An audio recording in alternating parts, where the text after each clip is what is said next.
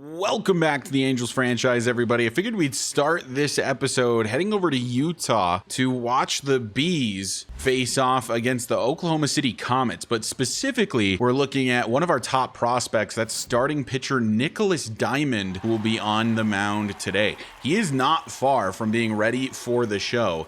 We'll see how he performs in this one. Here is Diamond. He's got decent stamina and really good K per 9, but that home run per 9 still just has a ways to go. It's probably something he's just never going to be fully very good at. The thing I want to focus on the most for him is pitching clutch. He can give up the long ball here and there, but if his pitching clutch is bad, he'll never be that great of a starter in the majors. But he's already a 73 overall. And in 4 games so far this season, he's pitched 20 innings and has a 1.35 ERA and a 0.9 whip. So he's playing very well down here at AAA. The way I look at Nicholas Diamond is that he's one of those players that will be ready after this sort of 2-year window I've been talking about with the Angels for this season. He might even be ready as soon as next season. Like if we wanted to trade away a guy like Detmers, for example, who has just continued to play poorly for us despite decent ratings. And, you know, maybe he just needs a change of scenery and we can bring up a guy like Diamond. He'll also have to contend, of course, with some other decent players in the system. Caden Dana, as well as Dave Williams, one of the picks from the first draft class. But he does have B potential, so there's room to grow for Nicholas. And he should be a pretty solid, like, middle of the rotation pitcher for the Angels in the not so distant future. As I mentioned, he's got big time strikeout stuff. Seems like this Vulcan change is his favorite strikeout pitch, and it should have been a strikeout. Don't get the call on the corner. So now he's going to go to the breaking ball. We'll try the slider. He does not chase. And again, he won't chase the slider. Should have been a strikeout. Now it has potential to be a walk as he stays patient. See what Diamond can do here, and it is going to be a walk on what should have been a strikeout. Look at these umps, man. There's a reason you're not at the majors, big fella. Thank you for the call that time. Another ball on the inside part of the plate. He is not calling that inside edge, so we'll have to keep that in mind as that one is high. Swing and a miss on the curveball. There's that strikeout we've been looking for. He's really having trouble with that changeup right now, locating it poorly. Oh my God, he left the fastball right down the middle. The control for him is in the 50s, so it's not horrible. You'd probably want it a little bit better before he's major league ready, though. So a few things to focus on for Diamond in order to make the major league team in the next couple seasons. That's over the head of the left fielder, and it's going to be an automatic double, which I think actually saves us from a run scoring. Yeah, that holds that runner at third. So Diamond still with a chance to get out of this one. That is the second slider I've seen him leave middle. He keeps on hanging these breaking balls, and it's just making me nervous. One of them's gonna get crushed, but swinging at the inside pitch is the batter, and Diamond will get out of this one unscathed. No run support from the Bees as we're in the top of the second. That is grounded back up the middle. Diamond can't get a hold of it. Gets past Kyron Paris, who plays second base, I believe, for this team. You know, for a guy with good strikeout stuff, he is struggling to put guys away. They keep fouling stuff off, and then his breaking balls are missing terribly to start this one. Curveball in the dirt, he does not chase. Let's see if he can get him with the fastball. Well, that's right down the middle, and it's going to be hit into right center field. This is likely going to score the runner from first as they try to get it back in quickly, but it's not nearly quick enough. Diamond struggling with control so far through these first couple of innings. I am not impressed to this point. Missing with the curveball, he's missing with the fastball. And we don't get calls from the ump when we do hit our spots. Back up the middle again. But this one is going to be an out, the first out of the inning. This ump's strike zone is genuinely tiny. The amount of pitches that are in the zone or touching the zone that he just never calls is insane. And these are the most patient AAA hitters I've ever seen in my life. He won't even swing at one right down the middle, basically. Confidence not there with the fastball for Diamond right now. That's fouled off. Right down the middle on the fastball again. My goodness, what is Diamond doing? Strike 3, as he does have a low 90s fastball. So it's really, I think, his other stuff he's going to have to rely on for strikeouts. Rounder to third. It's actually Rendon playing in the field this season here at AAA. Signed him for like $1.3 million for an extra season. I figure if any injuries happen, he's a pretty good bat to come DH for us. So the Bees offense yet to get a hit. Diamond obviously allowing a few and a run as he continues to struggle with placing this fastball. Another strikeout on that fastball. So interesting that they're struggling to make contact with the fastball. In the zone, out of the zone, it doesn't matter. It is not a fast fastball. Caps out at about 93. And that one was only 90, but they struggled to hit it. Although this gentleman didn't. Matt Mervis back up the middle. That's a base knock for OKC. This one is driven into left center. That's going to fall in front of the left fielder. Another base hit given up by Nicholas Diamond. Popped way up behind the plate, and Perez makes the snag. So that will end the third. No more runs coming across for the Comets. No runs still from the Bees. No hits, as a matter of fact. It's a perfect game being pitched on the opposite side. Grounder to second. Diamond gets his first out. Energy now below half, so not looking great to go super deep into this one. Grounder now to third. Rendon. The dive looked like it almost moved him backwards somehow. That was almost embarrassing. That is hit very well by Hope. 98 exit velo. But it's going to be tracked down in center. Had a nice crack off the bat, but not quite enough power on it. Just one of these times I would love to have an ump that like gives the pitcher some calls instead of just only taking them away, as this is going to head foul. And thank goodness it did. Strike called. Okay. I mean, that's a very obvious strike. I just obviously worry about this ump and his eyesight. Well, okay, that one missed. Strike three called, and looking to end the top part of the fourth. Need some runs from the Bees. Solo shot from Hunter Goodman ties this one up. That's what we wanted to see. Hunter Goodman playing first base for Salt Lake City. And that should be a strike. Conveniently, I happened to pick a series that is the LA farm system versus the LA farm system. Got the Angels here for the Bees, and the Comets are the Dodgers AAA affiliate. As Diamond struggling with that fastball. They still haven't pulled him, though. Energy is in an okay place. 72 pitches. This is the 73rd, and he's going to walk this batter. Fastball's just really been all over the place today. This is popped to right. Pretty well struck, but the right fielder will chase it down. That's one gone. A lot of these OKC players are starting to make pretty strong contact. That's another pitch missing, just left down the middle. Fatigue's starting to catch up with Diamond as he gets the swing and miss on the curveball. Back up the middle. That's going to be a base hit. Will the run around second? No, they will hold at second as Honeycutt, really good throw, gets that into third. This will almost certainly be the last inning of work at this point for Nicholas Diamond. Energy is gone. Game has gone relatively well. I mean, he's given up a lot of good contact, a lot of hits, but only the one run allowed for him.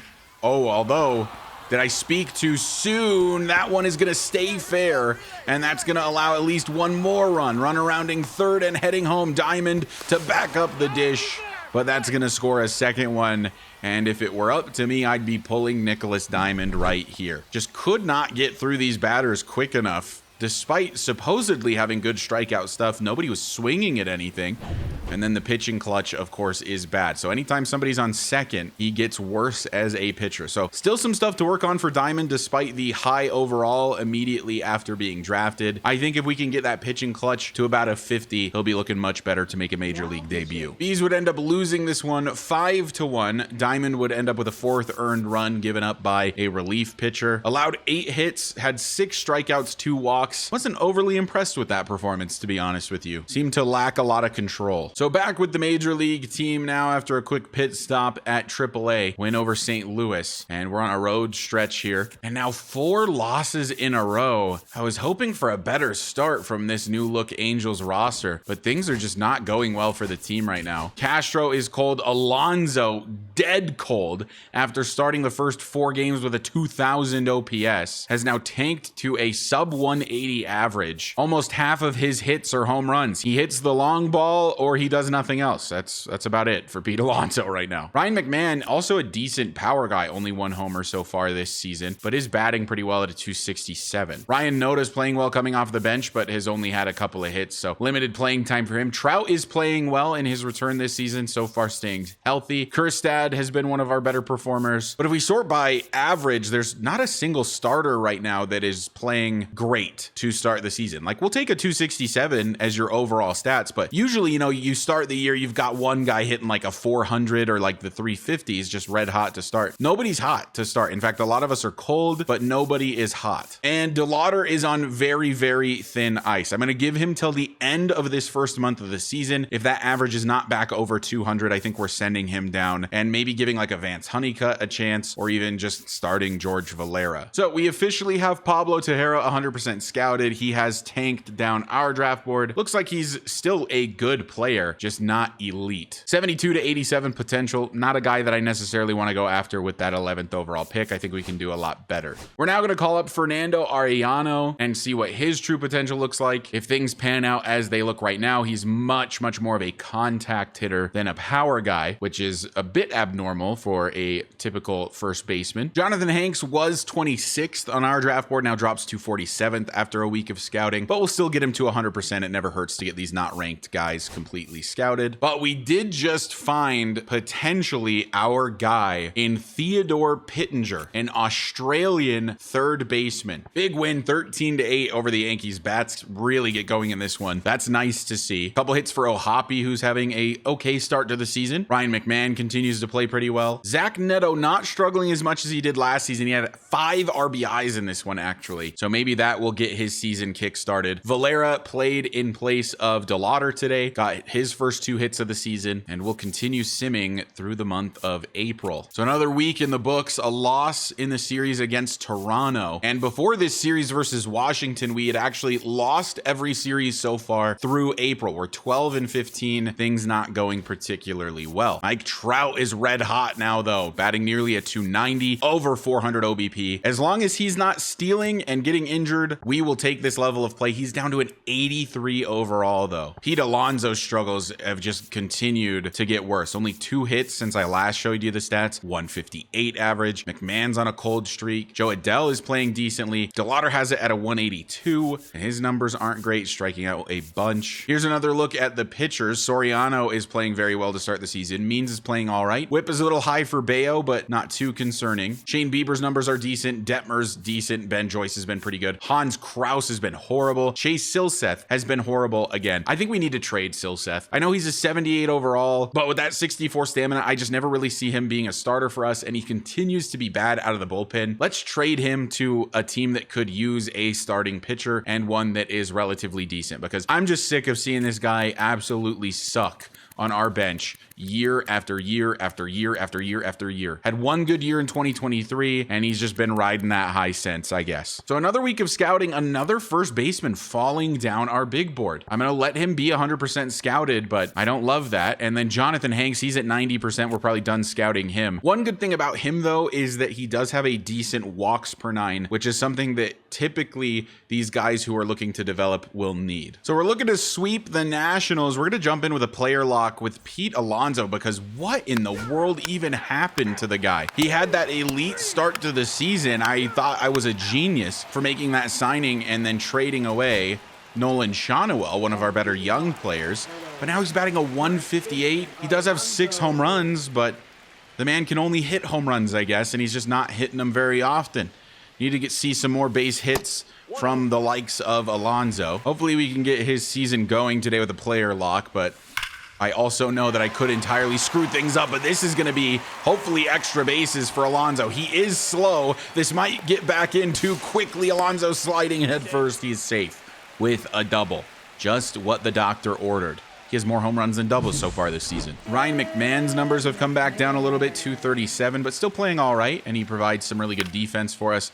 If the season is going to continue the way it's going and we're just going to be bad again, McMahon is definitely a guy that we need to trade before the deadline. His contract ends at the end of this season, so definitely a guy we would want to get rid of. He advances Alonso to third here. O'Hoppe now to the plate having a pretty mediocre start to his season as well. And he lines that at the first baseman. And that's out number 2. So now we look to Zach Neto to bring us home. Struggles sort of continuing for him, although better than last season where he was below 200 for basically the entire year. As Neto to first, basically the same play as O'Hoppe. That will end the second. Stepping in on defense now, John Means playing pretty well through 3 1/3 innings so far. Alonso has been decent fielding for us so far this season. Hopefully that continues, as this one is actually just going to get passed, and we are simply the cutoff man. So we try to throw this one home, but I don't think it's going to be in time. I should have thrown it second, and we don't get either of them. I forgot that that situation exists when you play first base.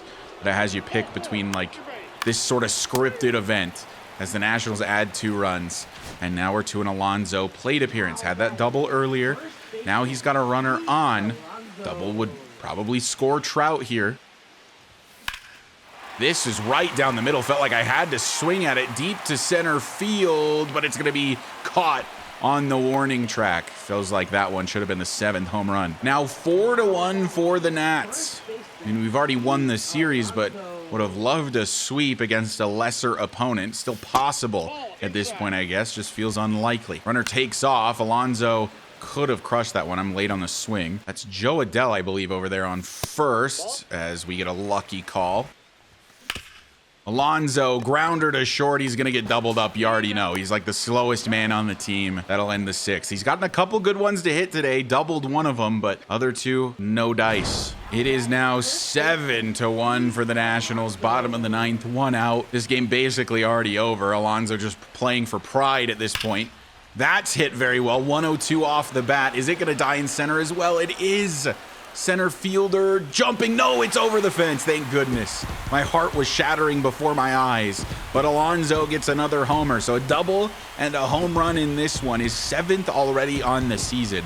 Hopefully, this 2-hit outing will get his offense going a bit more, because, man, the struggles were unreal for him after the 4-game series to start the season against Houston. So we squander another good John Means outing with just poor bullpen play. Hans Kraus has a 20.25 ERA to start the season. That is just insane. Means, though, I mean, he went 5 innings with only 2 earned runs allowed. Like, I would basically take that every single time. I can't complain too much about his outing. He unfortunately does get handed the loss. DeLauder getting a hit. He's up to a 187. Keep an eye on him. Probably sending him down here pretty soon. So the Angels are 12-16. That is only 4 games back of the Mariners right now. Nobody is red hot in the AL West currently, but I was really hoping for a better start than this. I know it's only a 2-game set, but hey, you'll take it. And then another loss to the Athletics, who are 15-18, very similar records for the 2 teams. So we are at the end of the month. I know I said that if DeLauder is under 200, I'm going to be sending him down. He's at a 182. But one thing they added this season is this recent games tab. Is he trending in the right direction? I mean, honestly, his recent games aren't horrible, but they're not good enough to probably keep up. I think I'd rather send him back down. I mean, that contact has already got a -3 against lefties. So overall, his jump to a 70, his power's gone up against lefties. Other things are improving, but we cannot let his contact continue to just get worse. So we're going to send him down. Look at how cold this team is, by the way. Most of our top players are just ice cold at the moment, including Neto again. I mean, what do we do about this guy? -3 to contact against lefties again this year.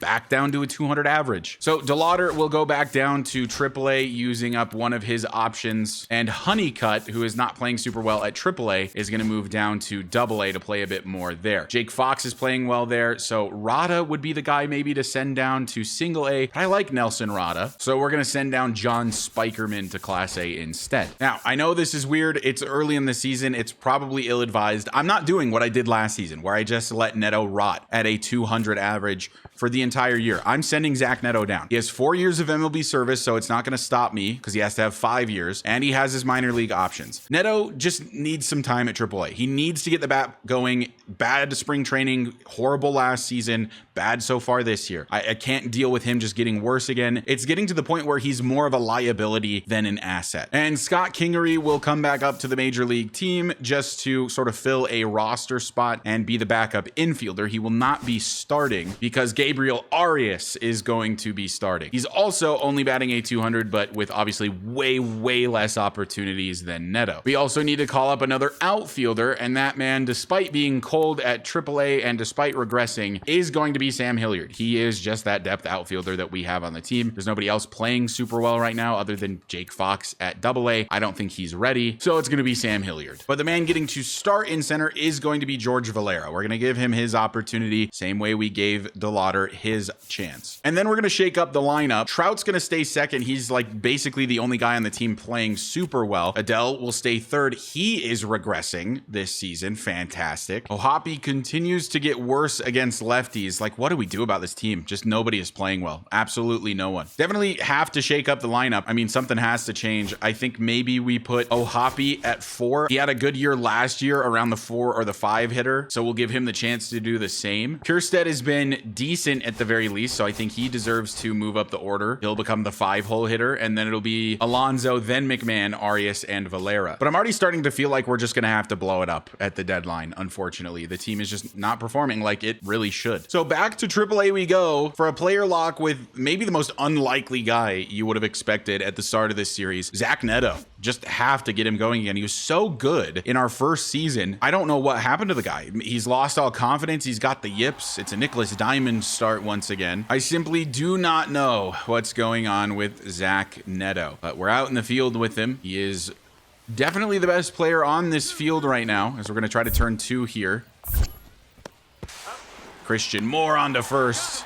And that's 2 gone. And what do we do if he continues to struggle even at AAA? I can't imagine that will be the case, but I don't know. I'm almost wondering if we shouldn't maybe consider trading him just for a big amount of assets during this little blow up that I keep mentioning, because maybe he just needs a change of pace. Hopefully it's not back-to-back horrible years. It's easy to overreact early in the season, but I also just do not want him to continue to regress. He was supposed to be good against lefties in these past couple of seasons. He's just gotten way worse, as this is a single to start his AAA debut. 3-0 as Nicholas Diamond is struggling on the mound today. 2 runners on, though, for Neto here, including DeLauder, who he got sent down with.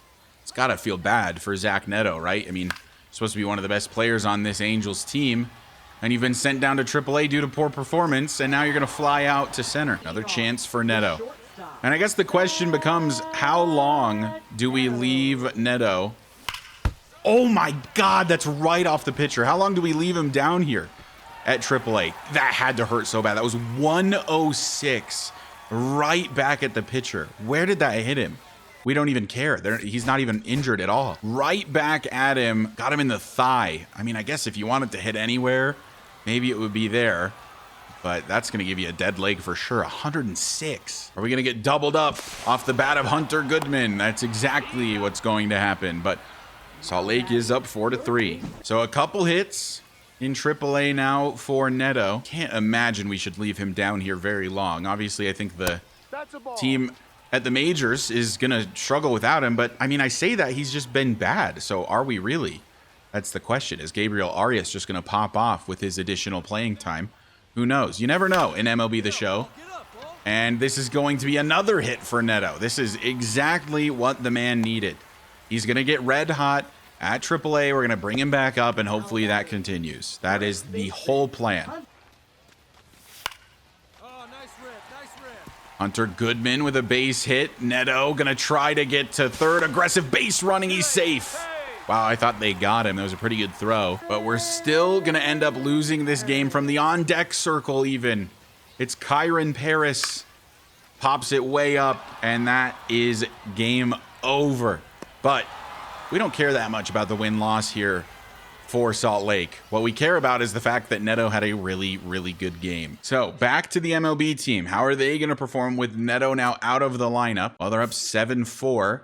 Against the Athletics and end up winning 7-6. This Theodore Pittenger guy seems really good, and he can play first base. That is a big time thing. I was worried we were just going to find a third baseman that can only play third, but the fact that he can play first means that maybe we have found our first baseman of the future here with Teddy Pittenger. He's a switch hitter. He's only 5'10", so he's a little undersized for, you know, your stereotypical first baseman. But we're going to get him fully scouted. He's super motivated to sign. He's our star draft rank 5. We've discovered a second baseman in Andres Pena. Lacks power, but looks like a good contact discipline guy and a pretty solid fielder. And a first baseman in George Rubio from California, who maybe could be pretty solid. So we're going to jump into this game against the Athletics. It's going to be the second game now with no Neto. Simmed the first one, we won 7-6. Both teams not off to the best of starts with 15 wins each. So the team undeniably worse, honestly, without Neto, but the struggles had just been so bad that I mentioned it earlier. I think he was more of a liability than an asset as of late. And especially we'd seen a number of throwing errors with him recently, despite the fact that he does have a pretty decent arm. So let's see how the team does without him. Gabriel Arias has an elite arm, so he will be playing shortstop over Willie Castro. Here's Joe Adell in the top part of the first. Then one of the really few bright spots of the Angels so far this season, as he will get a base hit. And now Pete Alonso, average back up to a 178. Oh, that one felt like it was a hanger, but it broke way more than I expected. Alonso gunned down at first. John Means on the mound today. His numbers so far this season are pretty standard, a little bit worse than how he performed last year, but he got red hot down the stretch mostly last season, but we're not upset with his stats so far. Lawrence Butler is going to get a base hit, though, immediately. And Valera, the new center fielder, will have to chase it down. Butler, holding at second, does not decide to go to third. The A's, by the way, have not moved to Vegas yet, and I don't think they ever will in the game, as that's going to be another base hit for Means, and they're going to score a run on back-to-back hits to start their day. My goodness. Runner takes off. Ohapi, good throw, got him. That's a great throw from Logan Ohapi. Pop to left, Kjerstad underneath it. That'll be out number 2. Strike 3 on the slider. Jock Peterson looking silly against Means. So one run does come across, but not a terrible inning of work for John. Now back to the real struggle of the team, which has been this offense. I feel like the pitching, especially the starting pitching, has mostly been there, but the bats just have been absent. McMahon pops this way up, and that's going to be an easy out number 1 in center. Here's Ohapi, average down below 220 now.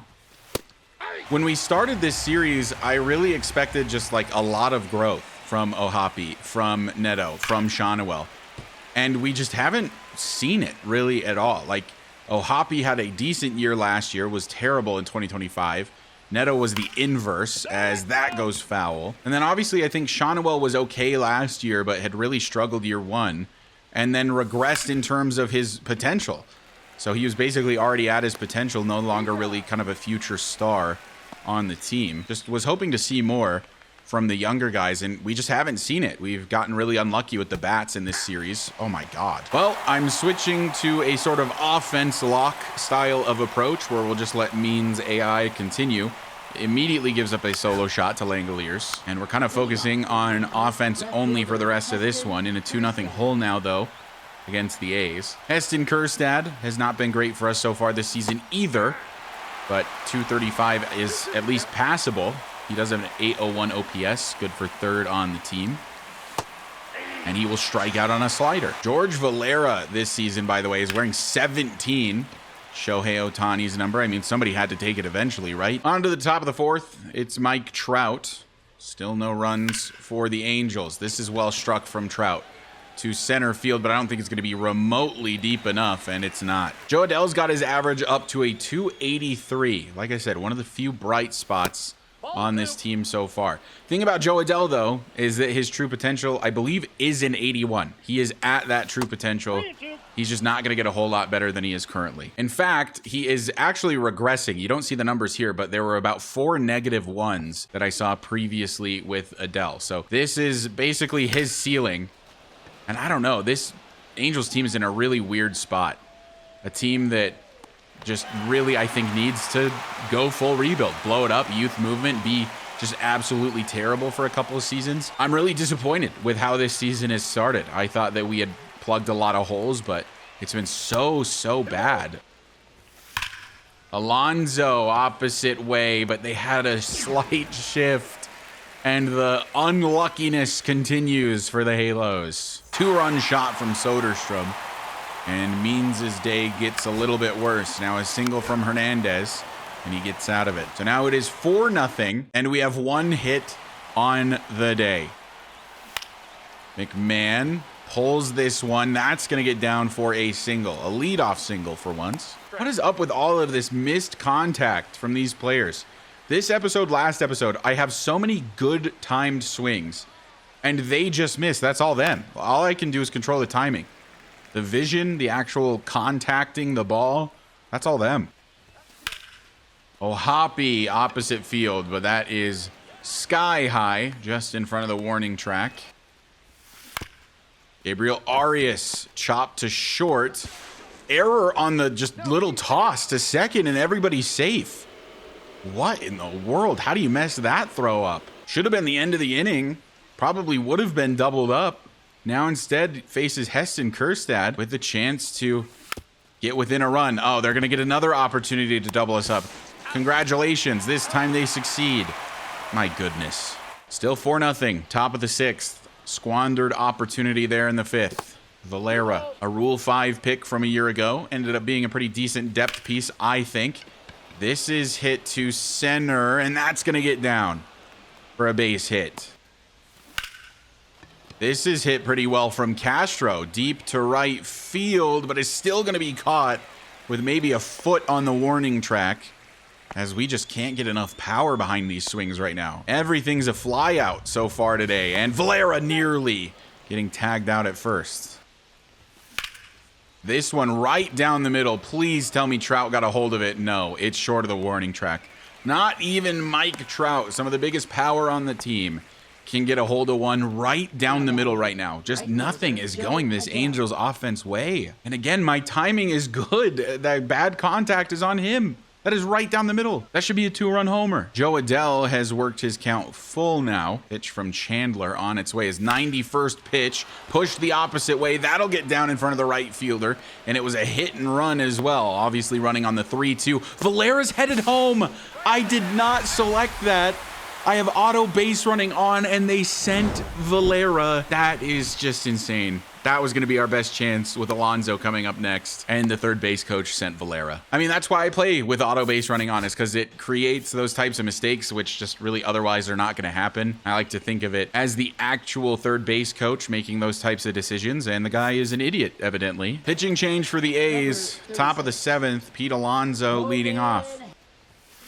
Alonso, this one's hit very high and pretty deep to left center field. 103, it's on the warning track. Oh man, this team is making me so sad. We're making good contact. They're just all flyouts right now. So I don't know. I don't know what to do. The offense is just really struggling. Sent Neto down, obviously. DeLauder was struggling, sent him down. This team needs something. They need some type of boost. It is hard. It's a hard watch right now, admittedly. Chopper on to second, and O'Hoppy is out to end the top of the 7th, and this is just pitiful. A 4-0 shutout. Game ends.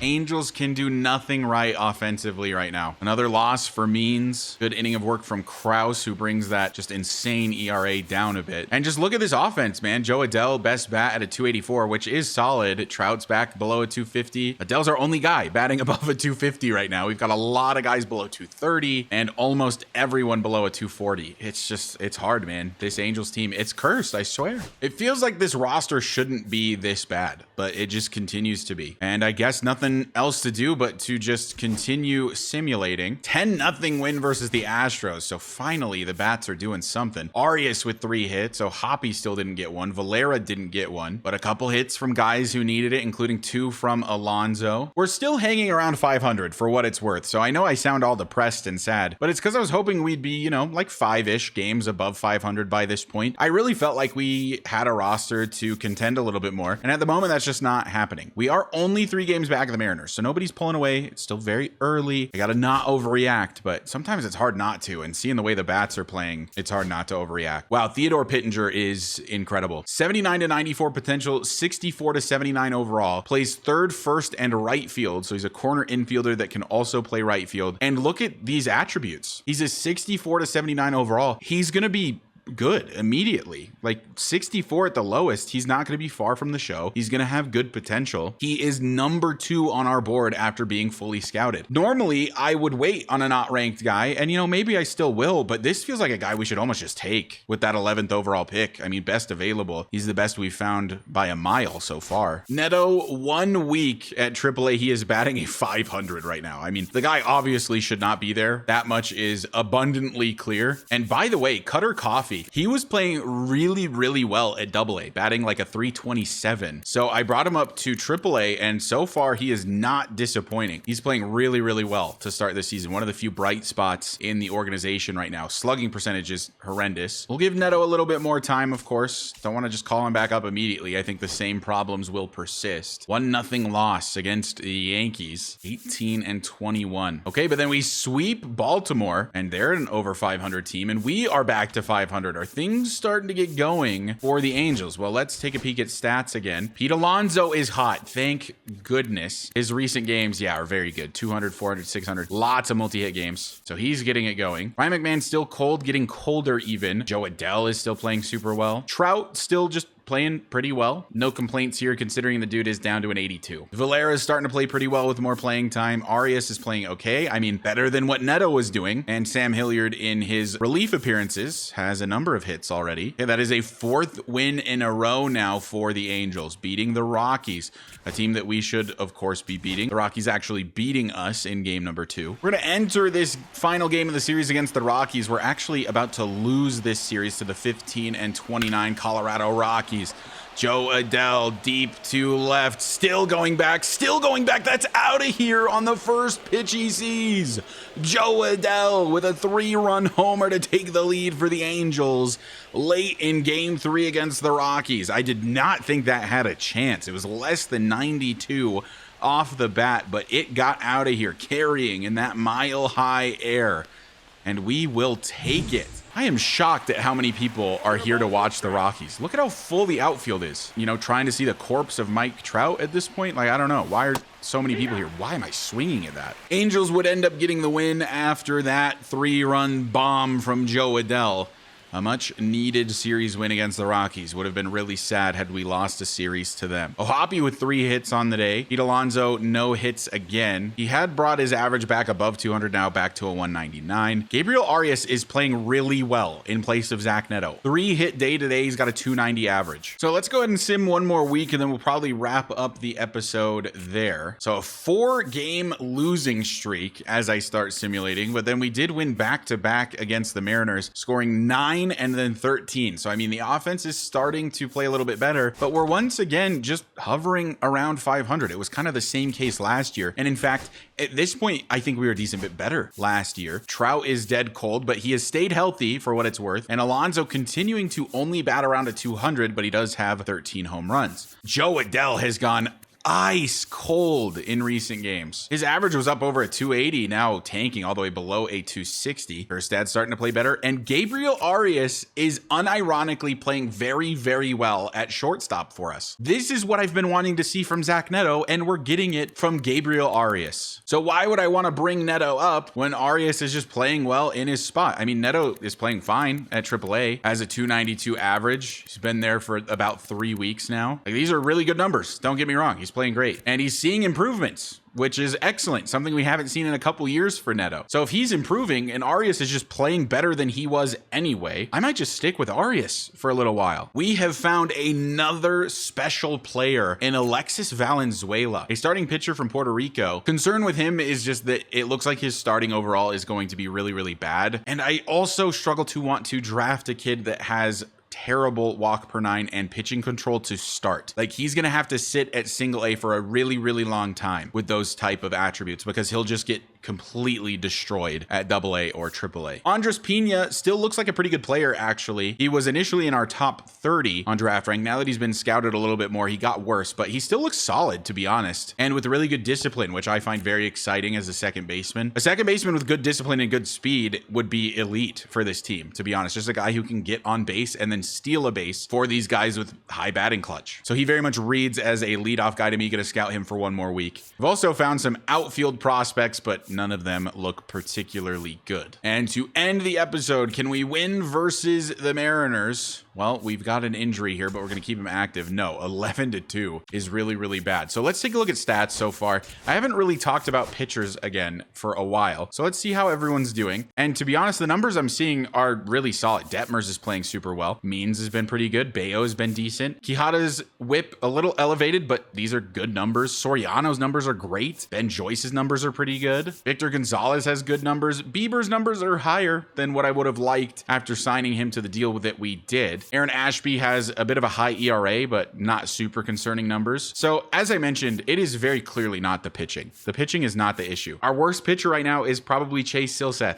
And even these numbers, like you've seen way, way worse. Pitching continues to be good. The bullpen, the starters, you name it, they've been solid. It's just that the offense cannot seem to just all be decent at the same time. Everyone's kind of struggling.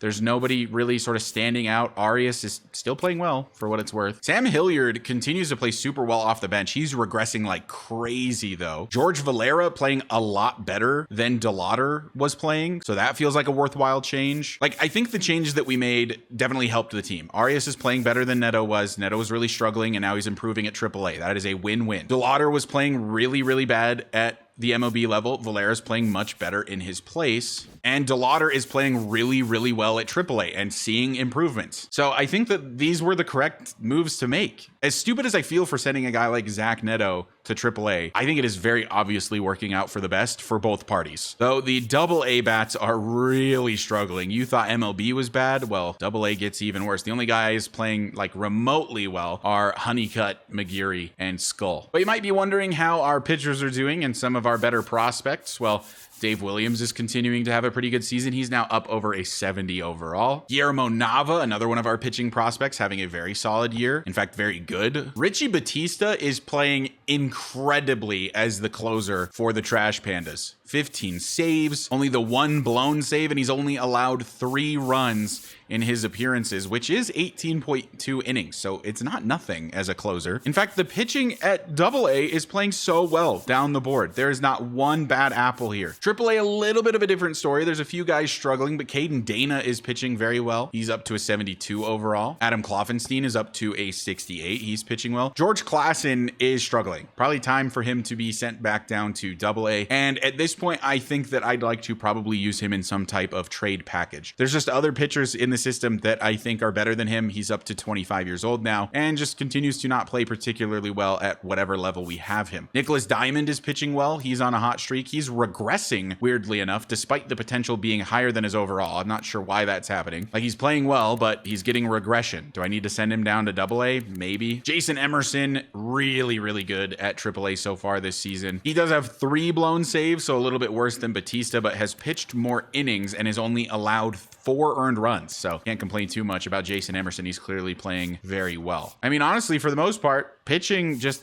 in the organization period is quite good. There's really only like 2 or 3 guys you can say are playing poorly when it comes to pitching for the Angels organization right now. The bats are a different story, however. The Trash Pandas, despite not having great hitting this season, are above 500 though. But anyway, that is going to do it for this episode. Thank you guys so much for watching. It might be kind of a short one. There wasn't a ton of gameplay in this one, admittedly. At least that's what it feels like having recorded for the last hour and a half. But let me know what you thought of the flow of this video. A lot more player lock, some stuff down at AAA, and a lot more changes to the team. I'm trying to focus a lot more on how the team is actually performing this season, where last season I feel like we kind of just simmed and got through the year for the most part and didn't actually focus on performances. I'm trying to focus a bit more on that now that we've got a lot more prospects in. And since we were planning to make a playoff push, but now that appears to be crumbling a bit. And in fact, I will show the standings really quick. We're probably not going to win our division, so we're going to have to look at the wild card, and we're 5 games back there. So it's not looking great for the Angels so far, but anything can happen. It is a super, super long season. Shout out as always to the channel members and for continuing to support my grind. I really appreciate it. If you find yourself coming back on the regular and you aren't already subscribed, go ahead and hit that sub button for me. It does help me out a lot. I will see you guys in the next episode where the Angels will try to get above 500.